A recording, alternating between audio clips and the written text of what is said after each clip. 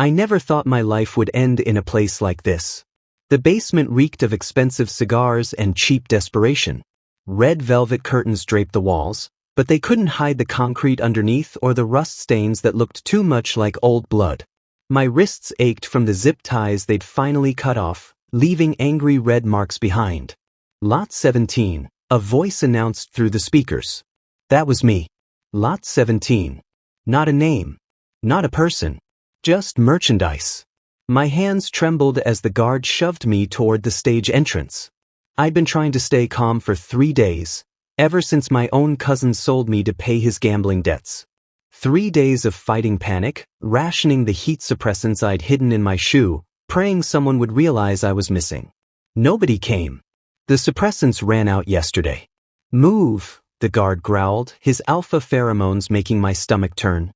I stumbled onto the stage, and the lights hit me like a physical blow. Beyond them, I could barely make out the audience. Shadows in expensive suits, the glint of jewelry, the red ember of cigarettes. The auction house had a reputation. Only the worst kind of people came here. Human traffickers. Crime lords. Monsters with money. My heart hammered against my ribs. I wrapped my arms around myself, trying to look smaller, trying to disappear. A rare find, ladies and gentlemen, the auctioneer purred into his microphone. A male Omega, unclaimed, unmatched. 23 years old. Starting bid, 50,000. Numbers flew. 60. 80. 100. I felt it then, the first cramp low in my belly. Not now. Please, not now. Heat came differently for every Omega. For me, it always started with cold sweat and dizziness. I'd been so careful for years, tracking my cycle, never missing a suppressant. But stress could trigger it early. Fear could bring it on like a tidal wave. Another cramp hit, stronger this time. My knees buckled. 200,000, someone called out. The scent hit the room before I could stop it. My Omega pheromones, sweet and desperate, announcing to every alpha present that I was going into heat. The crowd stirred like a disturbed beehive. Voices rose. Someone stood up. 300. 500. My vision blurred at the edges. The stage lights felt like they were burning through my skin. I could smell them now, dozens of alphas, their pheromones thick with aggression and want. My instincts screamed at me to run, to hide, to find somewhere dark and safe. But there was nowhere to go. 1 million, a new voice cut through the chaos. The room went quiet. I lifted my head, squinting past the lights. In the back row, a man stood. Even from this distance, I could tell he was different.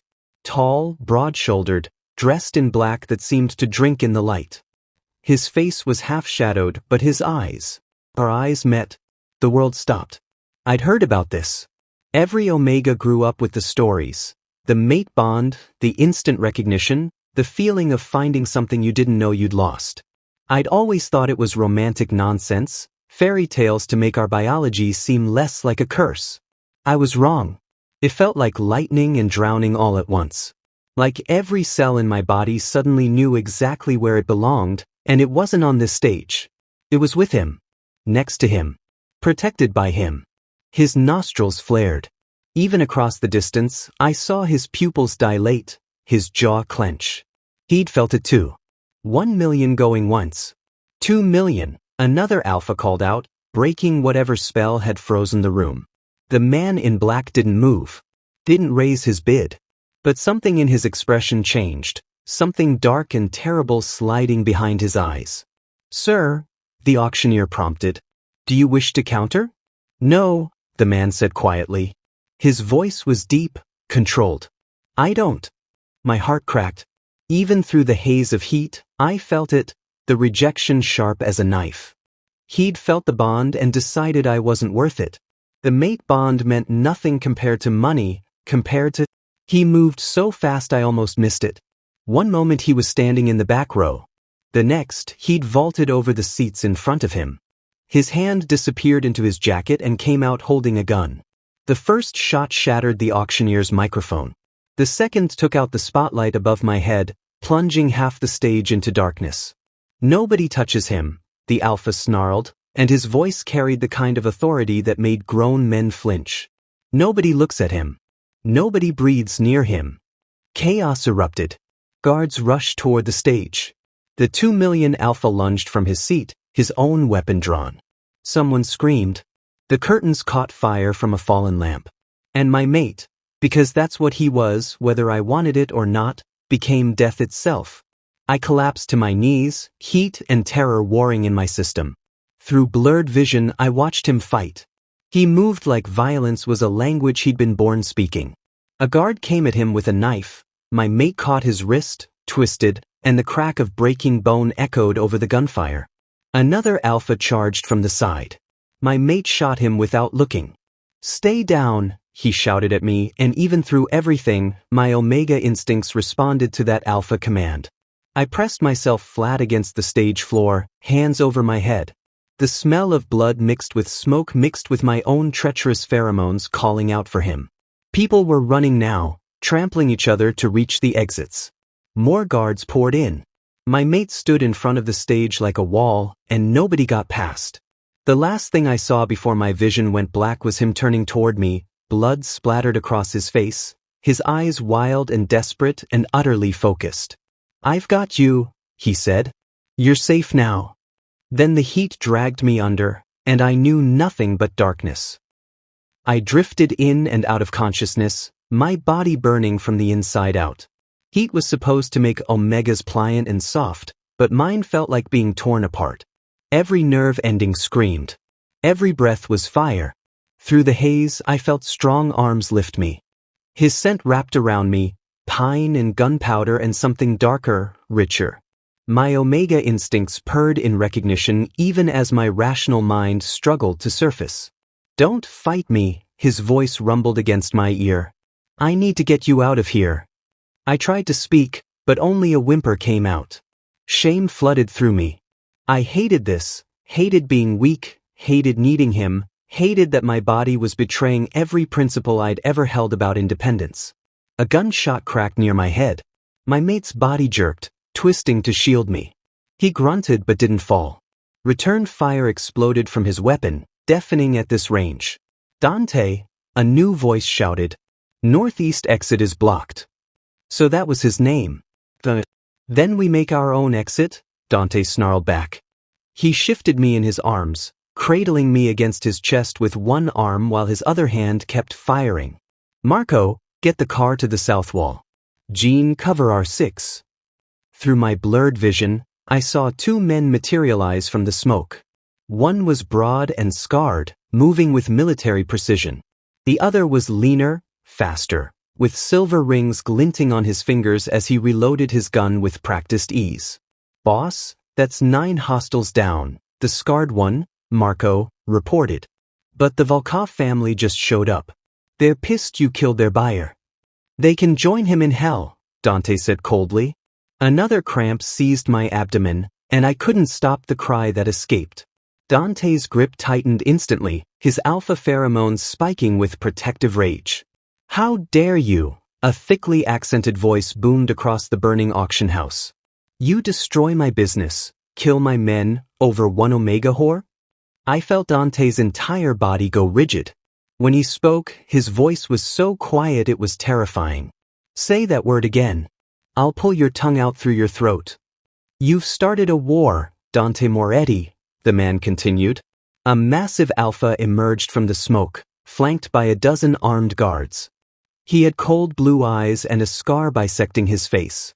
"The Vulkoff family does not forget." "The Vulkoff family," Dante interrupted, "is about to cease existing." He moved. Even carrying me, even outnumbered, he was faster. His first shot took out the guard on the left. Marco and Jean moved in perfect synchronization, covering his flanks. Bodies dropped. Blood sprayed across the ruined velvet curtains. But there were too many. A bullet grazed Dante's shoulder, and I felt him flinch. Another hit the stage inches from where my leg dangled. He was going to die protecting me. We were both going to die. Then I smelled them, more alphas, pouring in from every entrance. For one terrifying moment, I thought they were more enemies. But these men wore matching black suits and moved like a single unit. Cavalry's here, boss, Jean said with grim satisfaction. The tide turned instantly. Dante's reinforcements were clearly trained killers. They moved through the auction house like a scythe through wheat. The Vulkoff guards fell back, overwhelmed. But their leader wasn't finished. He raised his gun, aiming directly at me. If I can't have the Omega, neither can you. Dante was already moving. He spun, putting his back between me and the bullet. I heard the impact, felt him stagger. No! The word ripped from my throat. But Dante didn't fall. He'd passed me to Marco in the same fluid motion, and now both his hands were free. His guns came up. The Vulkoff Alpha's eyes widened in the split second before Dante pulled both triggers. The man crumpled. Anyone else? Dante's voice carried across the sudden silence. Blood dripped from his arm, his shoulder, a gash across his ribs. He looked like an avenging angel carved from violence. Anyone else want to take what's mine? No one answered. The surviving enemies fled. Marco carried me toward the exit, but I couldn't stop watching Dante. He followed behind us, walking backward, covering our retreat. Even wounded, even outnumbered at first, he destroyed an entire criminal operation. For me. Because of some biological imperative neither of us could control. The night air hit my face like a slap. A black SUV screeched to a stop beside us. Hands reached out to pull me inside, and I panicked, fighting weakly against them. This is Omega. You're safe, an older woman's voice soothed.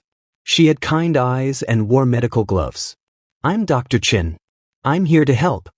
Dante climbed in after me, blood soaking through his black shirt. Our eyes met, and I saw something in his gaze that terrified me more than the violence. Possession, yes, but also wonder. Like he couldn't quite believe I was real. Drive, he ordered. Take us home. The SUV peeled out.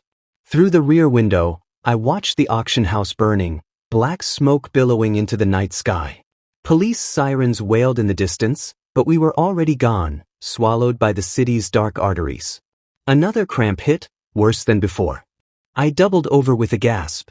Dante was beside me immediately, his hand on my back, his scent wrapping around me like a blanket. How long until we're home? He demanded. 10 minutes, the driver called back. Make it 5. Dr. Chin produced a cool cloth, pressing it to my forehead. His heat is accelerating because of the stress. He needs somewhere safe, quiet, and temperature-controlled. He also needs, she paused delicately, an alpha, or the fever will become dangerous. He has an alpha, Dante said, and there was no question in his voice. Only certainty. I wanted to argue. Wanted to tell him I didn't belong to him, that mate bond or not, I had a choice. But the words wouldn't come. My body was shutting down, surrendering to biology despite my mind's protests.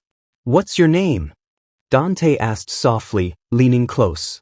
I managed to focus on his face. Blood streaked his cheek.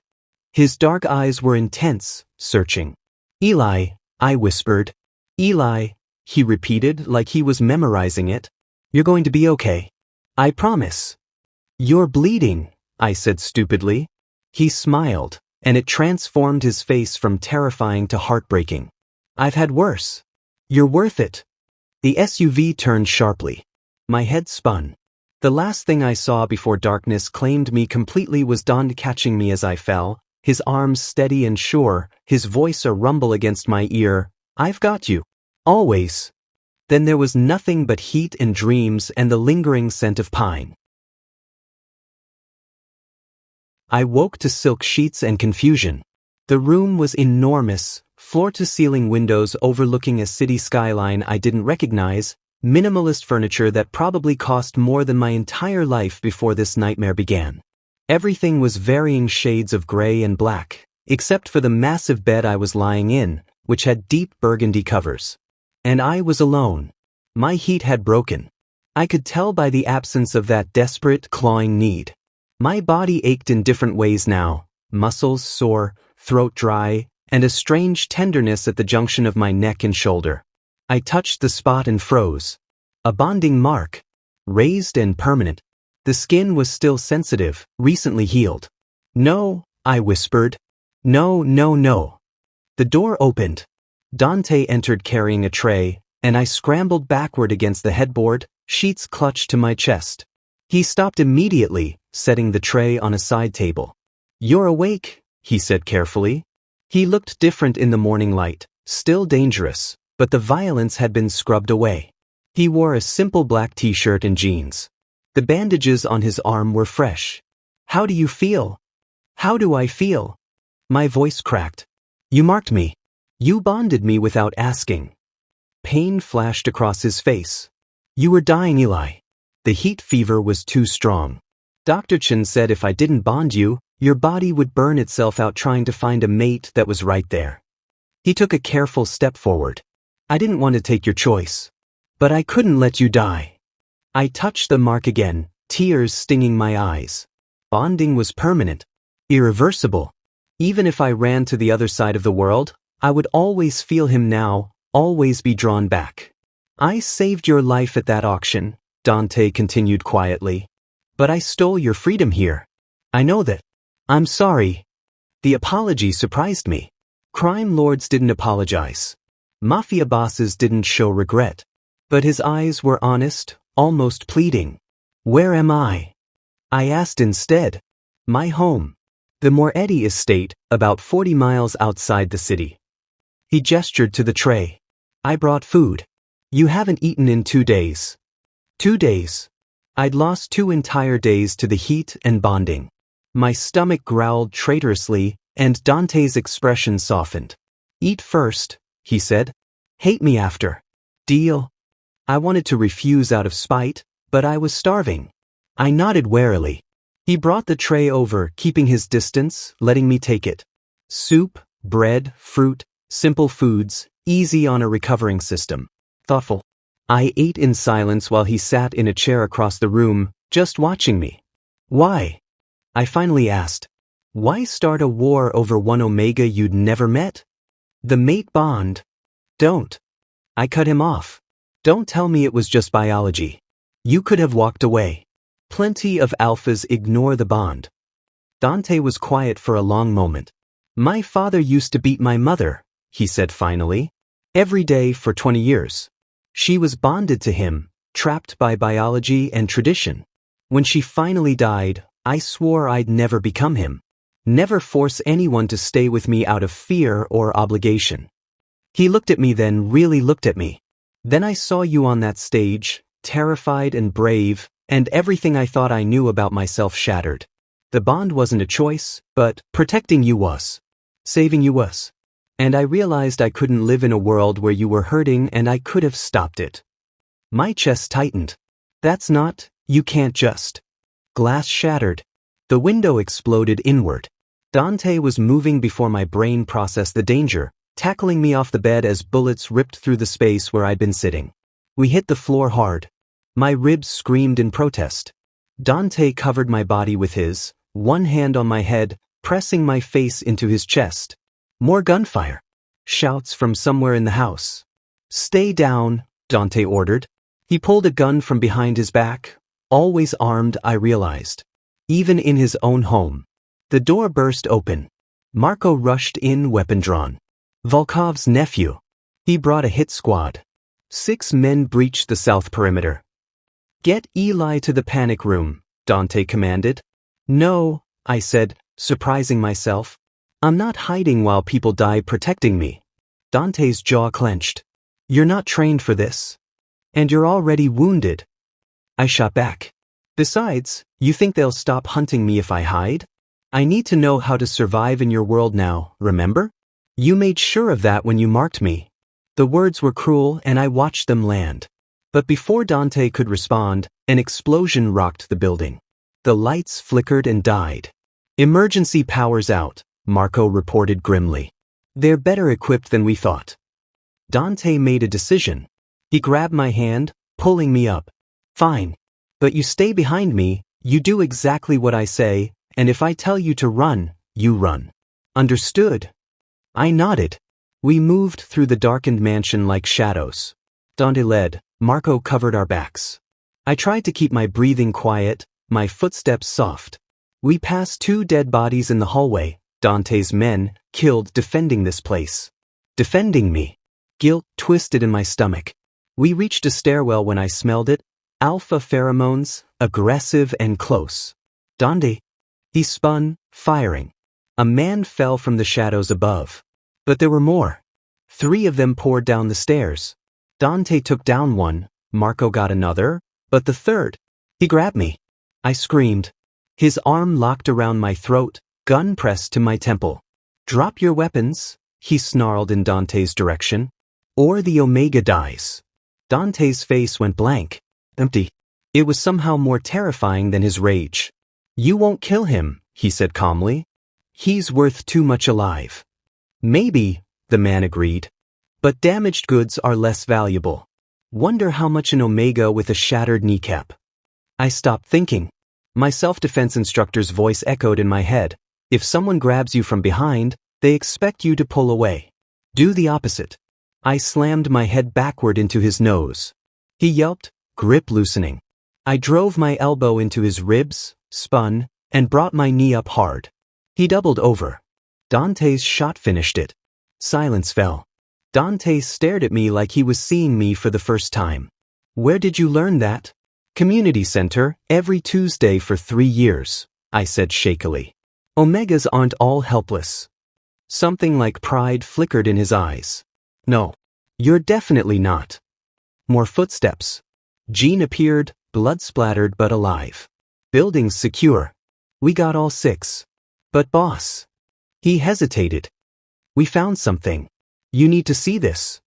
We followed him to what looked like a security office. Computer screens showed frozen footage from the auction house. Jean pulled up a file. We traced the sale, he said quietly. Found out who sold Eli to the auction. My heart stopped. My cousin. His name is... Not your cousin, Jean interrupted. He was paid $50,000 to deliver you, but the order came from higher up. He clicked a button. A face appeared on screen. Middle-aged, professional, wearing an expensive suit. I couldn't breathe. That's my father. The room spun. I gripped the desk edge to keep from falling. That's impossible, I whispered. My father wouldn't. He's a lawyer. He works for corporate firms. He's not. He's deeply in debt, Jean said gently, pulling up more files. Gambling problem. He owed the Vulkoff family $2 million. They gave him a choice. Pay up or give them something worth more. He'd given them me. Dante's hand settled on my shoulder, steady and warm. Eli. No. I shook him off. The room came back into focus, sharp and clear. The numbness that had been protecting me since the auction shattered, replaced by something hot and furious. Where is he? Eli, you're in shock. We should. Where? He. Dante studied my face for a long moment. Then he nodded slowly. His law office. Downtown, 43rd floor. But Eli, if we do this, there's no going back. You'll be choosing this world. My world. He chose it for me when he sold me like cattle. My voice didn't shake anymore. I want to face him. I want him to look me in the eye and explain why his own son wasn't worth $2 million. Something dark and approving flickered in Dante's expression. Then let's get you some proper clothes. You can't confront him in my shirt. 20 minutes later, I stood in front of a mirror wearing black jeans, a dark gray sweater, and a leather jacket that definitely belonged to Dante. I looked different. Harder. The bonding mark peaked above the collar, visible to anyone who looked. Let them see. Let them know I survived. The drive downtown was tense. Marco drove while Jean rode shotgun. Dante sat beside me in the back, close but not touching, giving me space to process. What will you do? I asked quietly. After I talk to him? That depends on what you want. I want the truth. All of it.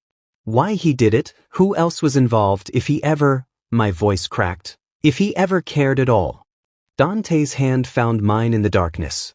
And then I want him to face consequences. Not murder, I added quickly, but justice. Real justice. I can arrange that, Dante said. I have connections in law enforcement who owe me favors. We can build a case. Human trafficking, conspiracy, fraud. Your father will spend the rest of his life in prison. It should have felt like enough. But the anger in my chest wanted more. We parked in the underground garage. The building was mostly empty this late, just security guards and a few workaholics. Dante's reputation opened doors, literally. The guards took one look at him and stepped aside. The elevator ride to the 43rd floor felt eternal. My reflection stared back at me in the mirrored walls. I looked fierce and frightened at once. "You don't have to do this," Dante said softly. "Yes, I do." The elevator dinged. The doors opened to a receptionist's desk, empty at this hour. Beyond it, glass-walled offices stretched down a hallway. Light spilled from one at the end. My feet moved automatically. Dante and his men followed at a distance, letting me lead. I pushed open the door without knocking. My father looked up from his desk, reading glasses perched on his nose. For one moment his face showed pure shock. Then it smoothed into careful neutrality. "Eli," he said calmly, "you're alive." Disappointed? The word came out bitter. He had the audacity to look hurt. Of course not. When I heard about the incident at the auction, I was worried sick. Liar. I stepped forward. Dante moved into the doorway behind me, a silent threat. My father's eyes darted to him, and fear finally cracked his mask. "I know everything. The deal with the Vulkoffs. You sold me." "It wasn't like that." He stood, hands raised placatingly. "Eli, you have to understand they were going to kill me. Kill your mother. I had no choice." "You had a choice." I slammed my hands on his desk. "You could have asked me for help. You could have gone to the police. You could have declared bankruptcy. You chose the easiest path, and it required sacrificing your son." "They promised you'd be treated well," he said desperately. "Sold to a wealthy alpha who would care for you." "I never intended." "You never intended for me to end up at an illegal auction where alphas bid on me like meat?" My laugh was hollow. "What did you think happened to Omegas in trafficking rings, Dad? Did you tell yourself pretty lies so you could sleep at night?" He crumbled then, sinking back into his chair. "I'm sorry. Godlai, I'm so sorry. I was desperate and scared and stupid." "You were selfish," I corrected coldly. "And now you'll pay for it." Jean stepped forward, phone in hand. "Everything's recorded. This confession, plus the paper trail we found, will put you away for 20 years minimum." My father's face went gray. "Eli, please. I'm your father. You stopped being my father the moment you priced my life at $2 million. I turned toward the door, toward Dante, toward whatever future waited. "Goodbye." "Wait." My father lunged forward. Dante moved instantly, intercepting him. But my father wasn't trying to attack. He was holding out a manila envelope with shaking hands. "Before you go, you deserve to know everything." I hesitated, then took it. Inside were documents, medical records, birth certificates, old photographs. I scanned the first page and froze. "You're not my biological son," my father said quietly. "Your mother and I adopted you when you were 3 days old. Your birth parents were killed in a mob hit. Your father was an accountant who witnessed something he shouldn't have. We were supposed to keep you hidden, raise you away from that world." The papers slipped from my hands. Dante caught them, his eyes scanning quickly. "Your birth name was Elijah Rossi," he read aloud. Then his head snapped up, expression shocked. "Rossi, as in the Rossi crime family." My father nodded miserably. His biological father was Vincent Rossi's younger brother. When the family was killed, Vincent wanted the baby too, but your mother and I got you into protective custody first. We changed your name, moved across the country. We thought we'd saved you from that life. Instead, you sold me right back into it," I said numbly. "The Vulkoffs didn't know who you really were," my father continued.